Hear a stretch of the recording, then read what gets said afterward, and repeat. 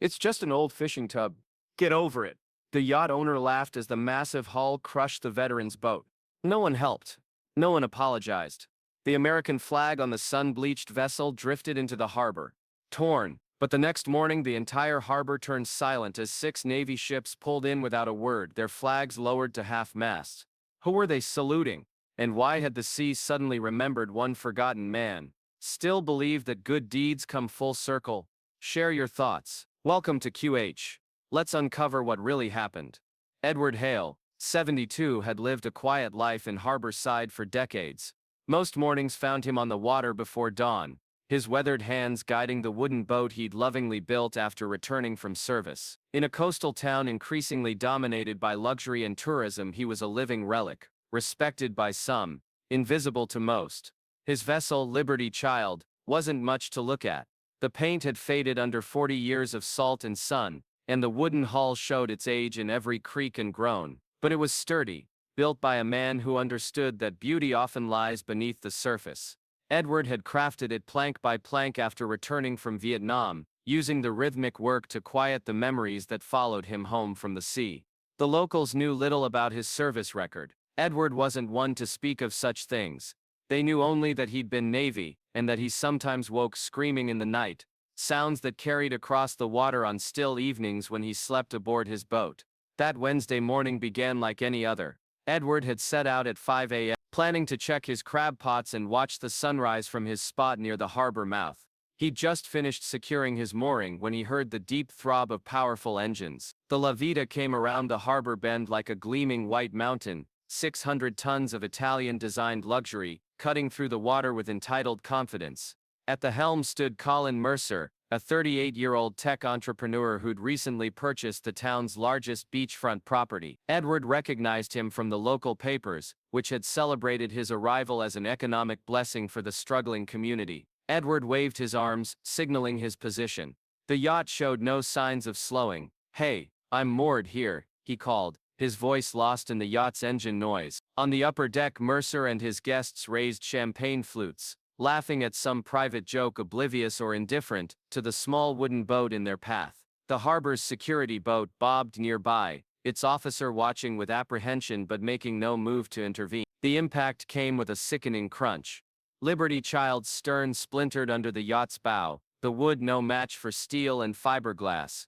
Edward barely managed to jump clear, landing hard on the dock as his boat, his creation, his sanctuary, broke apart beneath the larger vessel. The American flag he'd flown every day for 40 years tore free, falling into the churning water, its red stripes bleeding into the foam. The engines finally cut. In the sudden silence, Mercer's annoyed voice carried clearly across the water. "It's just an old fishing tub.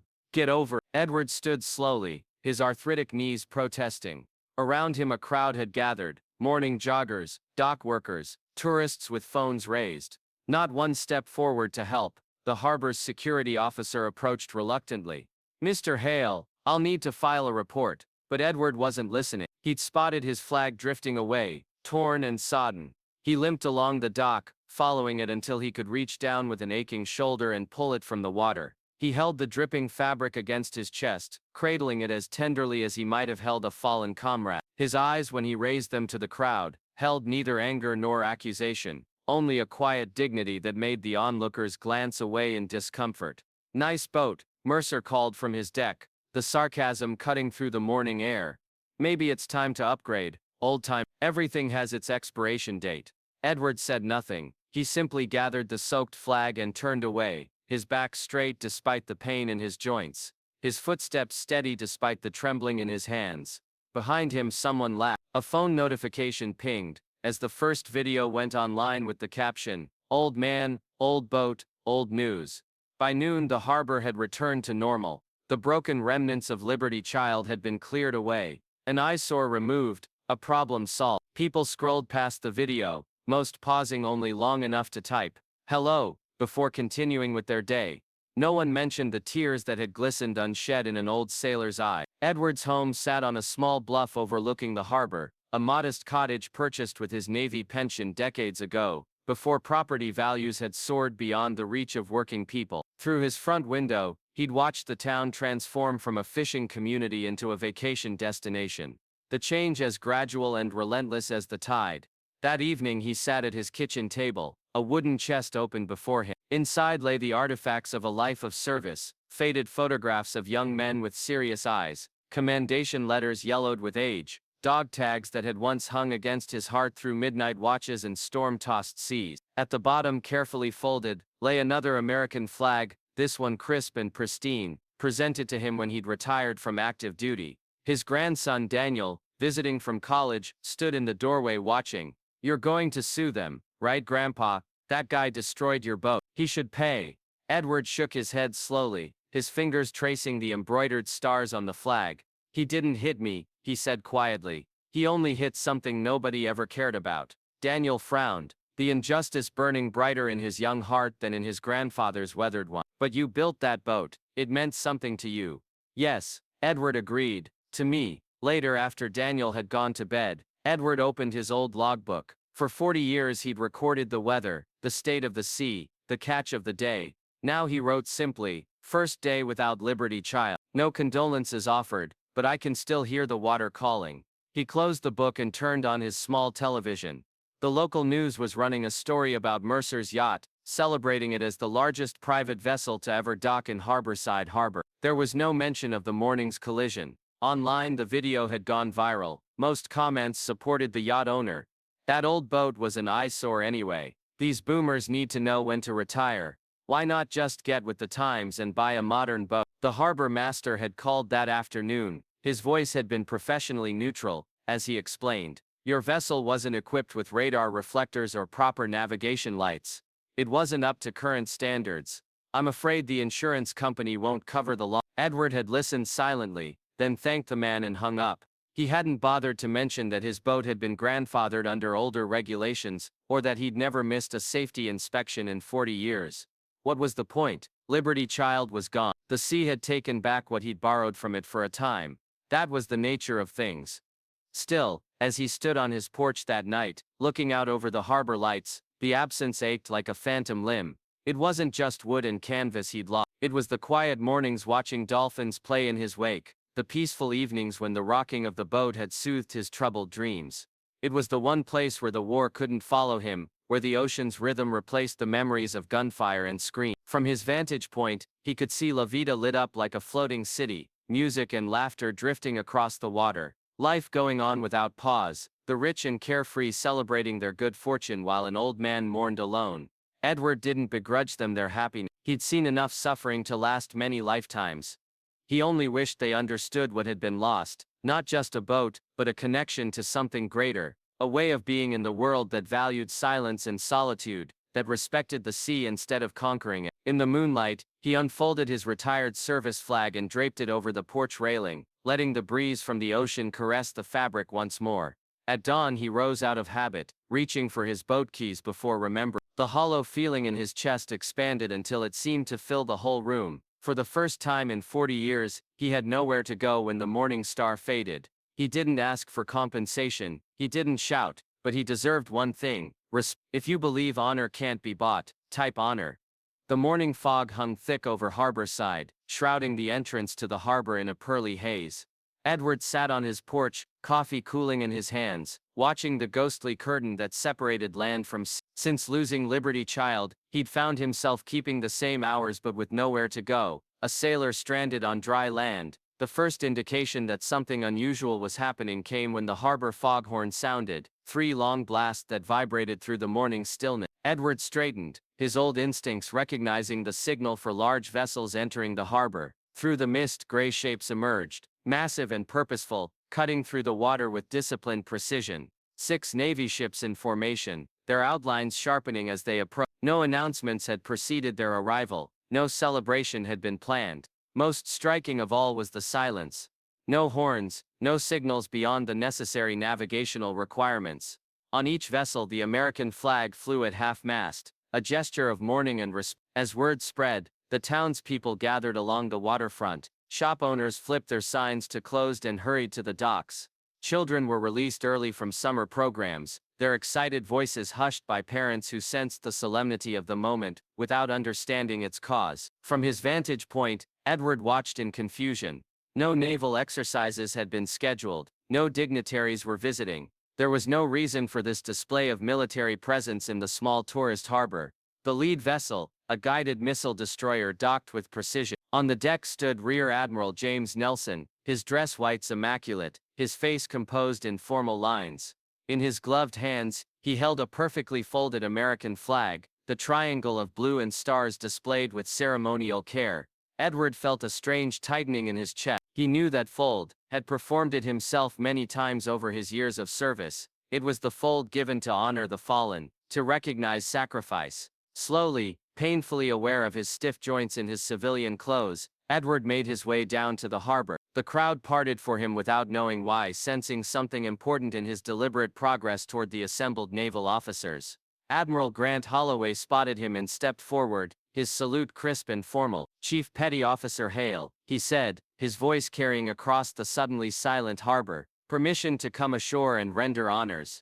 Edward returned the salute reflexively, the motion embedded in muscle memory despite the decades of civilian life. "Permission granted, Admiral," he replied, his voice steadier than he'd expected. The Admiral descended the gangway, followed by a formal color guard. The assembled sailors on all 6 vessels stood at attention, facing 43 years ago, Nelson began addressing the gathered crowd rather than Edward directly. This man prevented a catastrophic failure aboard the USS Constellation when a cooling system ruptured during a storm in the South China Sea. He manually sealed the compartment, sustaining severe burns to 60% of his body. His actions prevented toxic gases from reaching the sleeping quarters, where 128 sailors lay unaware of the danger. A murmur ran through the crowd. Many turned to look at Edward with new eyes, seeing for the first time the faint scars that traced his neck and disappeared beneath his collar. Chief Reynolds never spoke of his actions. He declined the Navy Cross, asking only that we take care of the boys who didn't make it home. He has lived among you for 40 years, asking nothing, expecting nothing. The Admiral's gaze swept the harbor, resting briefly on the gleaming yacht where Mercer and several others stood watching. Yesterday, his vessel, Liberty Child, was destroyed in this harbor. No assistance was offered. No respect was shown. The flag he served under was allowed to sink. A young sailor stepped forward, carrying a wooden plaque. He approached Edward and bowed his head respectfully before presenting it. Edward looked down at the polished surface. It contained a brass plate from a decommissioned ship, engraved with the words, "For the man who kept the sea safe, even after service." The United States Navy does not forget its own, Admiral Grant Holloway continued. "We have come to render honors to Chief Petty Officer Edward Hale, and to acknowledge that his service did not end when he removed his uniform." All around the harbor, sailors stood at attention, saluting. The color guard raised their flags. In that moment, it wasn't just 6 ships that had arrived. It was the full weight of naval tradition and brotherhood. Someone in the crowd began live streaming the ceremony. Within minutes, the footage was spreading across social media platforms. The hashtag #, Boomer Down, that had accompanied yesterday's video of the boat collision, rapidly gave way to Veteran Salute. Commenters who had mocked the old man just hours before, now scrambled to delete their posts, replaced by messages of respect and shame. "I had no idea. Why didn't anyone tell us he was a hero?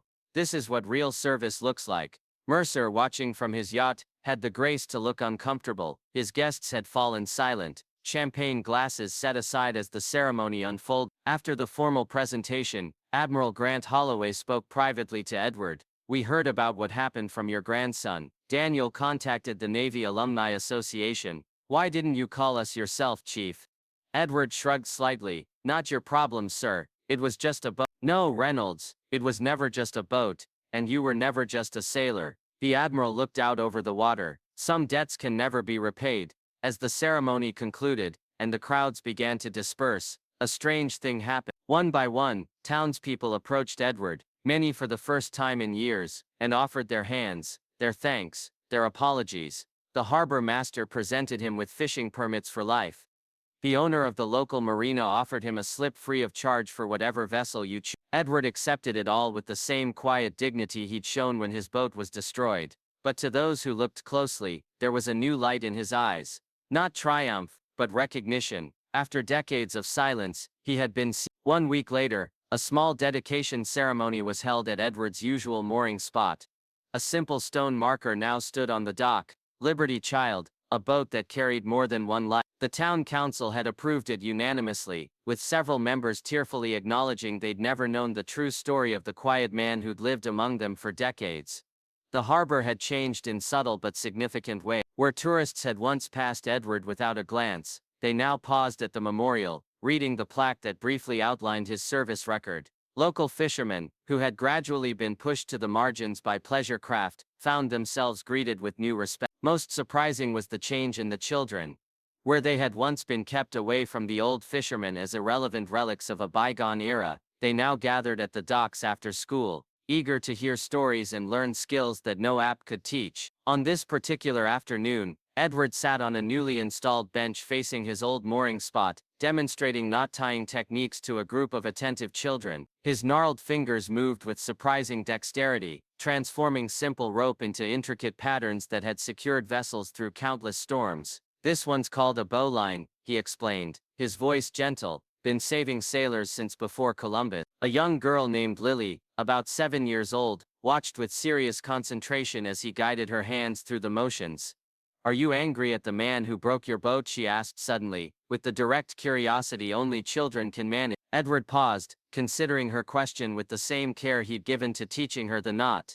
"No," he said finally, "if not for them, perhaps no one would remember that boat ever existed." The children absorbed this with solemn nods, understanding instinctively a wisdom that many adults had missed. Later that afternoon, Edward received an unexpected visitor. Colin Mercer stood awkwardly at the edge of the dock, designer sunglasses pushed up on his head, looking distinctly uncomfortable away from his usual entourage. "Mr. Rennell," he began, then stopped, clearly struggling with unfamiliar territory. "I came to apologize. My behavior was inexcusable." Edward nodded but said nothing, waiting. Mercer produced an envelope. "I want to make this right. There's a blank check in here. Whatever you think is fair compensation for your boat and for my conduct, just name the amount." Edward looked at the envelope but made no move to take it. "Money won't rebuild what was lost," he said quietly.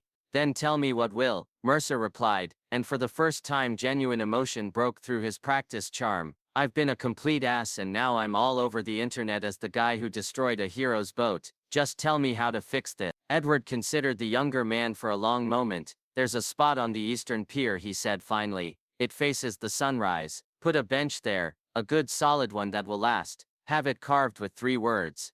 Sit, remember, thank." Mercer blinked, clearly expecting a more substantial request. "That's it, just a bench?" "Sometimes," Edward said looking out over the water. "What people need most is a place to stop and remember what matters." 2 days later, a master woodworker from Seattle arrived to install a hand-carved teak bench at the precise spot Edward had indicated. The 3 words were inlaid in bronze that would develop a patina with the sea air but never fade entirely. Mercer himself came to help with the installation, working without complaint despite the blisters forming on his manicured hands. Word of Edward's response to Mercer's offer spread through the town and beyond. The story was picked up by national media. Veteran declines fortune, requests memorial bench instead. Commentators debated whether he had been too forgiving or profoundly wise. Veterans groups cited his example when discussing the true meaning of service and sacrifice.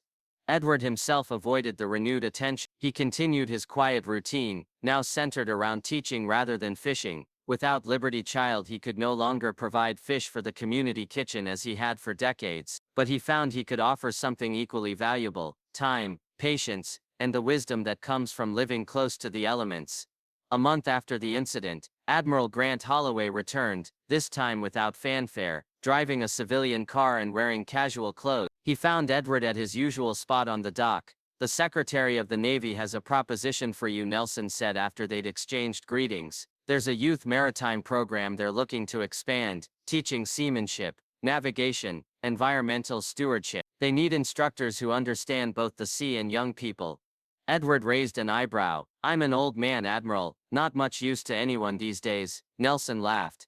"Tell that to the kids who followed you around like ducklings when I pulled up. The position's yours if you want. Part-time, flexible hours, decent stipend." Before Edward could respond, a commotion at the harbor entrance caught their attention. A small wooden boat was being towed in, newly built but with a distinctly traditional design. On its stern fresh paint gleamed Liberty's child. The entire town seemed to have gathered on the docks. Daniel stood at the helm, grinning widely. "Surprise, Grandpa," he called. "We all pitched in. The design is based on your old plans. I found them in your shed." The Boat Builders Association donated the materials, and veterans from 4 states came to help with the construction. Edward stood speechless, his weathered face working with emotion as the vessel that so closely resembled his lost boat approached the dock. "It's not exactly the same," Daniel admitted as he secured the mooring lines.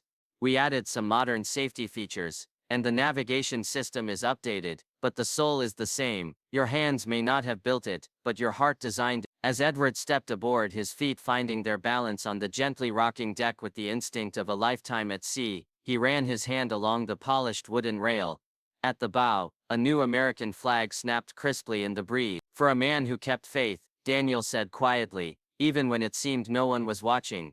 That evening, as sunset painted the harbor in golden crimson, Edward sat on Mercer's bench and watched the fishing boats returning with their day's catch. A young couple paused nearby, reading the 3 words carved into the wood. Their child asked what it meant.